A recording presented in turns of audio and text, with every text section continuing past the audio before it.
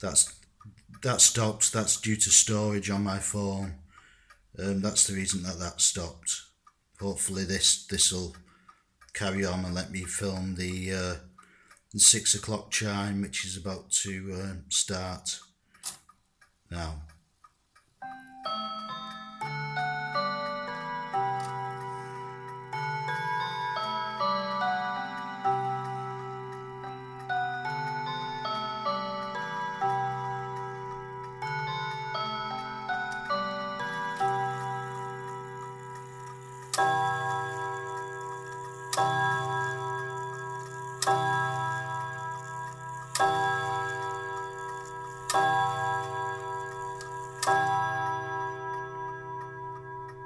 Well, there it is.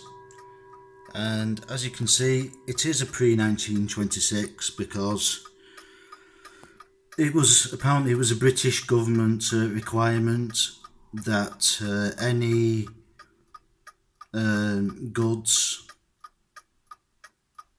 and it may have only applied to Germany, but I think it applied to all nations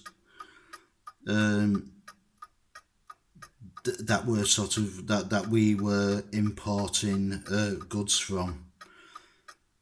So as you can see, there's in the centre of the screen. There's the Haller logo. Then it doesn't say foreign underneath, so that indicates that it's pre-1926. As I say, because all in this case German imported clocks after 1926, after an Act of Parliament, it was a requirement that they had foreigns stamped onto the movement and onto the dial as well. Also, there's 1, 2, 3, 4, 5, 6-digit serial number, and I think after 1929, around the 2930, 1931 time, the company Haller merged with, I think off the top of my head, a company called Kienzl. Somebody can correct me if I'm wrong. And then they went to a basically like a letter sort of system. So it's pre-1926, and it's obviously before the Haller merged with Kienzl, if I'm correct. But anyway, it's pre-1926, as I keep on saying. I tend to elaborate a bit too much when I'm making videos. I don't know why.